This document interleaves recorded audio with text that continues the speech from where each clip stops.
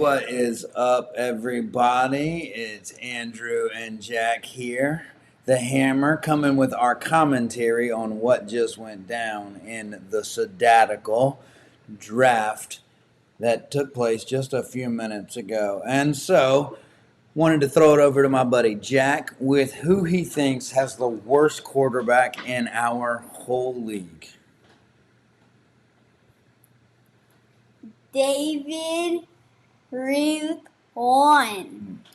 David Ruth won, who drafted Jimmy Garoppolo. Old Jimmy G. He may be a good-looking dude, but he's on a brand new team. Jack, why do you think that's a terrible pick?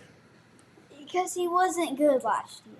And he's old, and I don't think he will be any good this year. Plus, he's a backup. Oh, he's a perennial backup. He just got shipped out to Las Vegas. Going to be over there playing with no Darren Waller, his best wide receiver on that team. Davante Adams is getting older.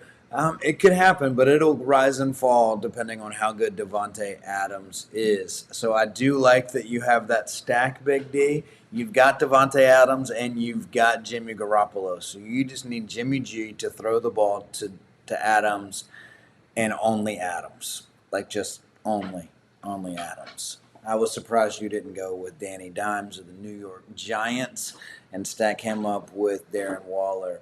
But that was a good pick.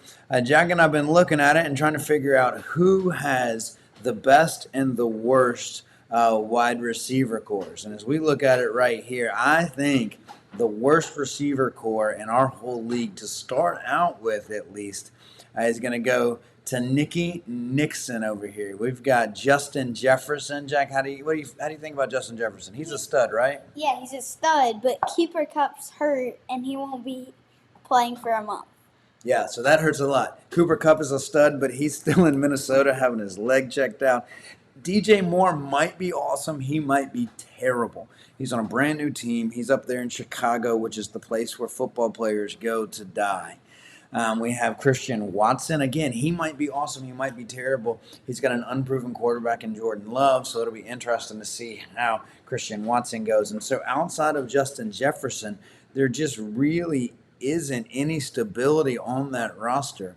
I mean, Brandon Cooks is a 1,000-yard receiver every single year, but I'm not sure if he's got another season in him of 1,000 yards. As we move over a little bit, Jack, who do you think has the best wide receivers? Me. Oh, yeah? So why don't you read out who you got on your team?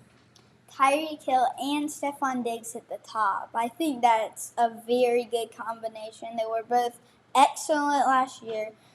Tyreek Hill is the fastest man on earth, and he's going to get 1 million touchdowns. Wow, yeah, and then you rounded out with some pretty heavy hitters coming down lower with Tyler Lockett, again, a guy who's just perennial all-star, who's just been great.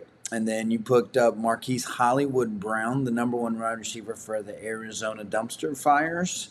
And then Jahan Dotson. Jack, why did you pick Jahan Dotson? Because I wanted to bet my dad he's better, Terry McLaurin or Jahan Dotson. Yeah, so Jack and I have a bet just between the two of us over who is better at the end of the season. Is it Terry McLaurin or Jahan Dotson?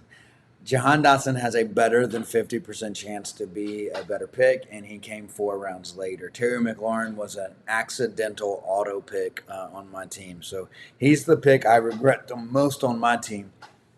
Jack, of all your picks, which pick do you feel like, maybe I should have done something different there? I think it's James Conner. James Conner? Yeah, you want to say anything else about that? I think I should have gotten DeAndre Hopkins.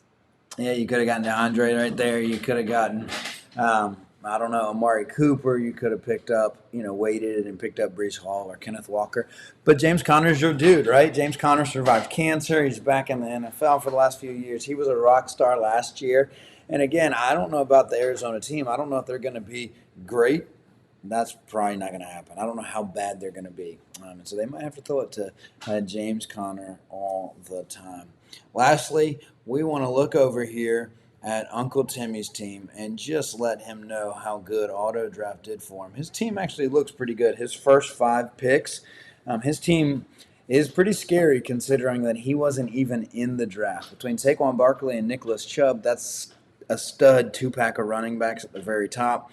Jalen Hurts obviously was the best fantasy quarterback in the league last year, and then so he got 3 positions and hadn't touched wide receiver. Is still able to get Chris Olave of the New Orleans Saints and Amari Cooper, both #1 wide receivers on their respective teams. They both have been outstanding in the past. Drake London, again, a #1 receiver on his team in Atlanta. There's some volatility there. Who knows how good those 3 teams are going to be? Whether New Orleans with their new quarterback's going to be any good, whether Amari Cooper and the Cleveland Browns are going to be any good, and whether Atlanta is only going to throw the ball 6 times a game like they did last year. But overall, I think that Auto Draft really served. Auto Draft probably picked a stud team for Timmy Clifton, and I'm pretty upset about that. I was hoping that Timmy was gonna get the worst team, and I'm not gonna lie. Well, we'll be back with you guys with some more commentary next week. Until then, we're out.